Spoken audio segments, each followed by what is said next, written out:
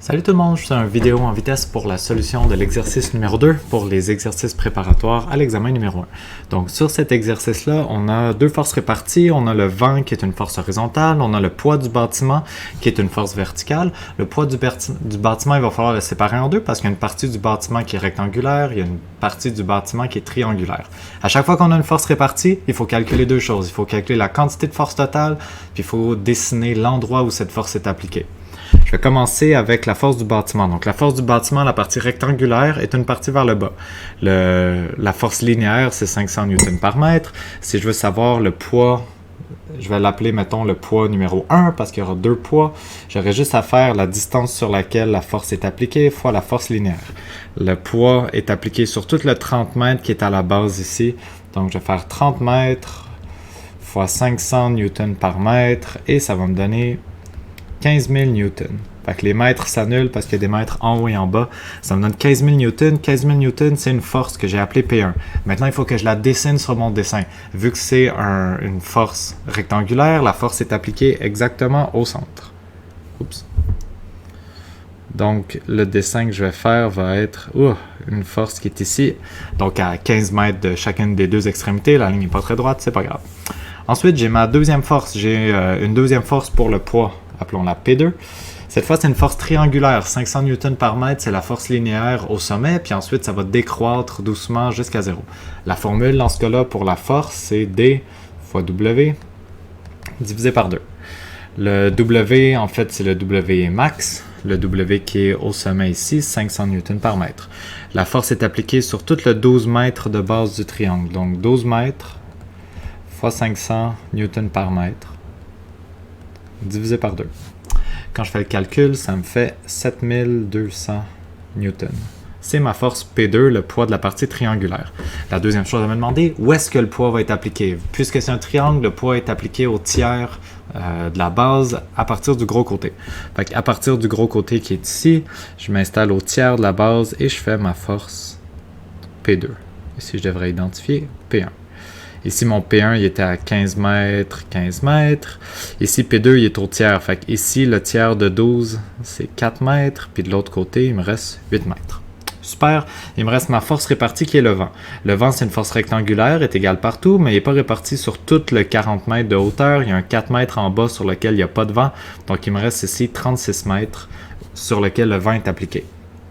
La force totale pour le vent, appelons-le V pour vent, donc c'est D fois W parce que c'est une force rectangulaire. Puis ici, c'est 36 mètres fois 200 newtons par mètre. Oups, j'ai fait une petite erreur tantôt. Je me suis trompé entre mes deux forces. Quand on fait ce calcul-là, dans le fond, ça fait 3000 newtons. J'ai mal regardé sur ma feuille. C'est ici que ça fait 7200 newtons. C'est pour le vent que ça fait 7200 newtons. Désolé pour la confusion. Donc, pour le vent, j'ai une force totale de 7200 newtons. Où est-ce que c'est appliqué? J'ai une force rectangulaire, c'est appliqué au centre. Fait que ça, c'est l'endroit où est-ce que le vent est appliqué. Ça va être au centre de cet endroit-là que je vais avoir la force du vent levée. Cette région-là mesure 36 mètres. Si je fais 36 divisé par 2, ça va faire 18 mètres en bas, 18 mètres en haut. Maintenant, cette force-là tente de faire renverser le bâtiment. Dans quel sens ça va faire renverser le bâtiment? Ça va essayer de le faire tourner dans le sens horaire par rapport à un axe de rotation qui va être ici. Fait que ça j'appelle ça A, puis ça j'appelais ça B, mettons. C'est pas vraiment des appuis parce que c'est tout le sol qui force. Peu importe. J'appelle ça le point B. Je vais calculer mes moments de force par rapport à B. Je vais avoir besoin du moment de force par rapport à B du vent. Donc, ça va être la force du vent qui est 7200 newtons. Le vent pousse dans ce sens-là, donc va faire tourner dans le sens horaire. Je vais mettre un négatif. Et le bras de levier, ça va être, je fais le prolongement du vent, je fais une ligne verticale, perpendiculaire. Ça, c'est le bras de levier pour le vent.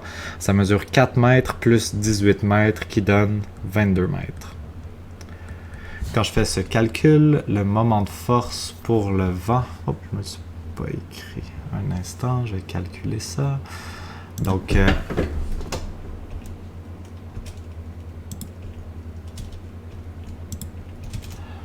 le moment de force pour le vent, ça me donne moins 158 400 Newton-mètres. C'est mon moment de force pour le vent. Négatif parce qu'il fait tourner dans le sens horaire. Le moment de force pour P1, donc ma force P1 c'est 15 000 Newton. Le bras de levier va être horizontal ici. Le bras de levier va mesurer 12 mètres plus 15 mètres, donc 27 mètres. Moment de force autour de B de ma force P1. Ça va faire tourner dans le sens anti-horaire, donc plus ma force qui était 15 000 Newton, mon bras de levier qui est 27 mètres. Quand je multiplie tout ça, ça me fait 405 000 Newton-mètres. Et finalement, le moment de force fait par le poids du triangle P2. Lui aussi, c'est anti-horaire. Ma force était de 3000 Newton. Et mon bras de levier ici va être 8 mètres. Grand total, 24 000 Newton-mètres. Il y a deux choses qu'on fait à partir de ça. On calcule le facteur de sécurité. Le facteur de sécurité, c'est les moments de force stabilisants. C'est quoi les moments de force stabilisants? C'est celui fait par le poids 1 et celui fait par le poids 2. Divisé par les moments de force renversants. C'est quoi les moments de force renversants? C'est celui fait par le vent. On met tout ça en valeur absolue parce que ça doit donner un positif. Puis quand on remplace les chiffres, ça fait que le facteur de sécurité donne 2,71. Donc c'est ma première réponse, le facteur de sécurité. Il n'y a pas d'unité. Deuxième chose, je vais vouloir savoir c'est quoi la réaction du sol. La réaction du sol, c'est une force qui va être vers le haut, effectuée par le sol. Je vais vouloir calculer cette réaction-là du sol, c'est combien en newton. Puis je vais aussi vouloir calculer à quelle distance de l'axe de rotation X cette force-là est appliquée. Pour savoir c'est combien de newton, j'applique simplement somme des forces verticales égale 0. Mes forces verticales, c'est la réaction du sol, qui est une force verticale, plus j'ai aucune force vers le haut. En fait, j'ai plutôt des forces vers le bas, moins la force P1 moins la force P2.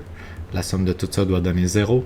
Ça veut dire que R doit être égal à 15 000 newtons plus 3000 newtons, ce qui fait 18 000 newtons.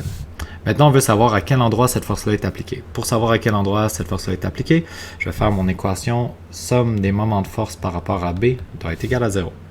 C'est quoi les moments de force par rapport à B? Il y a le moment de force par rapport à B de R. Ça, c'est mon inconnu. J'ai MB P1, MB P2, MB le vent. Tout ça doit être égal à 0. Je remplace mes chiffres.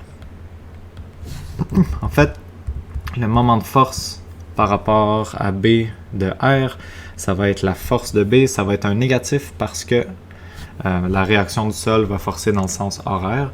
Fait que négatif, la force qui est 18 000 newtons, fois le bras de levier de cette force qui est X, mon inconnu. Le moment de force par rapport à B de P1, je me l'ai déjà noté. C'est pour P1 405 000 Newton-mètres. Et c'était un positif sens anti-horaire. Mon P2, c'est 24 000 Newton-mètres, fait que le moment de force fait par P2. Puis finalement, le moment de force fait par le vent était négatif et me donnait moins 158 400 Newton-mètres. Tout ça doit être égal à 0. J'isole X dans cette équation-là. Quand j'isole X dans cette équation-là, ça me donne, je ne fais pas toutes les étapes, c'est juste pour vous montrer la solution, ça me donne 15,03 mètres. Dernière question à se poser, est-ce que 15,03 mètres, ça donne dans le tiers central? Ben, si je redessine ma base ici, ma base mesure au total, ça c'est 42 mètres. Si on fait le calcul, 42 divisé par 3 donne 14. Ça veut dire qu'à 14, j'ai mon premier tiers à 28. Mais en fait, on a compté par rapport à ce côté-là, donc écrivons nos chiffres différemment. On a compté par rapport à ici. Donc, à partir de là, 14, 28. Puis nous, à partir de la droite, on se trouve ici à 15 mètres. Donc, ça veut dire qu'on est dans le tiers central. On est content. Toute la base force vers le haut sur notre structure. Donc voilà, c'est tout pour cet exercice-là.